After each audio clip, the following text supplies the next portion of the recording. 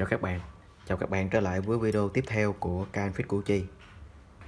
Hôm nay mình nhận được cái con MacBook A1465 2013 nha các bạn. Hiện trạng của con này là không kích được nguồn.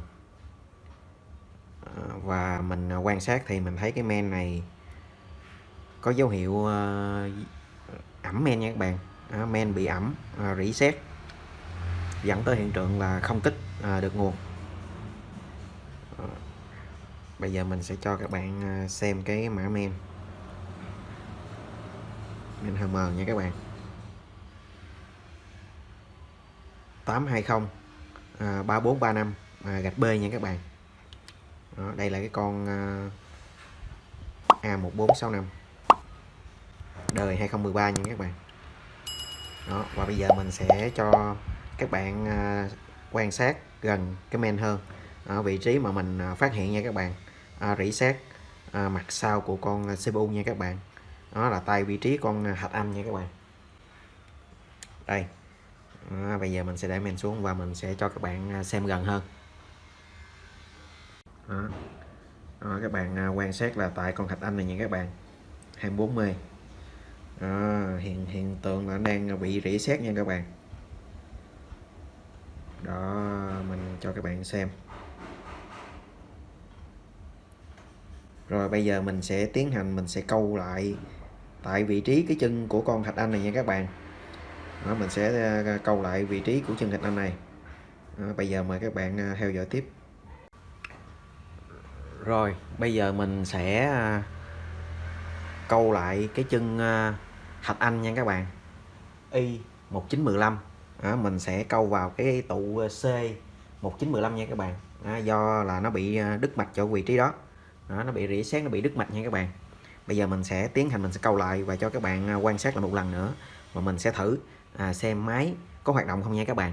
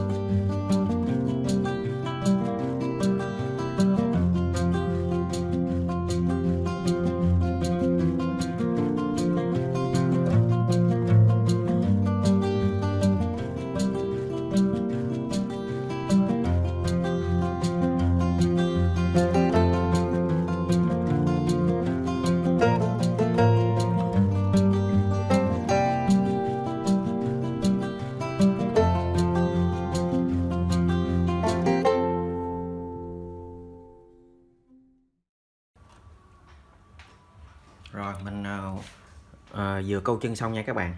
Mình vừa câu xong cái vị trí này. Bây giờ mình sẽ để sát lại cho các bạn xem.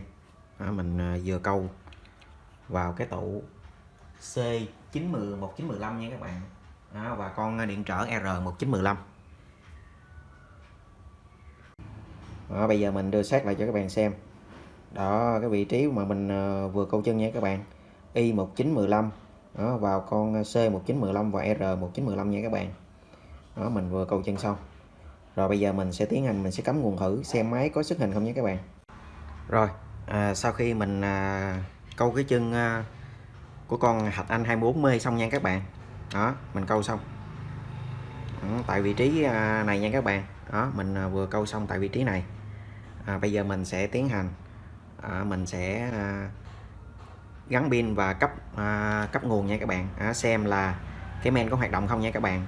Và mình sẽ gắn vào màn hình xem là máy có xuất hình không nha các bạn. Rồi bây giờ mình sẽ tiến hành, mình sẽ gắn pin vào nha các bạn.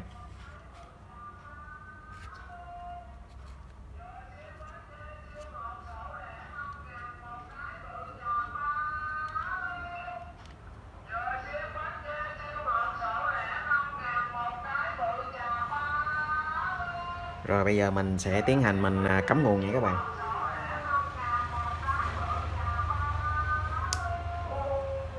Rồi sáng đèn nha các bạn. Quạt quay. Ok. Bây giờ mình sẽ đưa gần lại cho các bạn xem nha các bạn.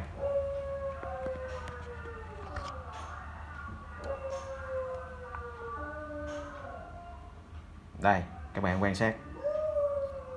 Đó, quạt quay nha các bạn. Đó, quạt quay ok. Rồi bây giờ mình sẽ gắn vào màn hình nha các bạn. Xem máy có xuất hình không nha các bạn. Rồi, sau khi mình gắn cái men vô nha các bạn. Đó, mình gắn cái men vô và pin vào rồi. Ok. Bây giờ mình sẽ kích nguồn cho các bạn xem là cái men này có hoạt động không nha các bạn. Sau khi mình xử lý lại cái phần Thạch Anh 24 nha các bạn. Y1915 nha các bạn. Rồi bây giờ mình sẽ kích nguồn nha các bạn. Rồi các bạn quan sát cái quạt. Đó, quạt quay nha các bạn. Có tiếng cái tiếng bon này nha các bạn. Đó. Rồi bây giờ mình sẽ chờ màn hình xuất hình là ok nha các bạn.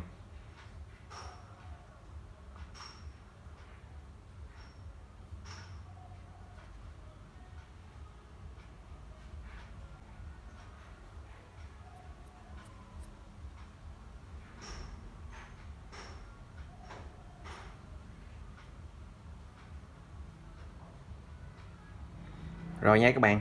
Đó, máy đã có hình. Ok. Rồi. Như vậy là mình vừa xử lý xong cái con MacBook A1456 đời 2013 nha các bạn. Nguyên nhân là do bị đứt chân Thạch Anh 24 nha các bạn, Y1915. Sau khi mình xử lý xong thì máy đã hoạt động và đã xuất hình nha các bạn. Rồi video mình xin kết thúc tại đây. Hẹn gặp lại các bạn vào video tiếp theo. Chào các bạn.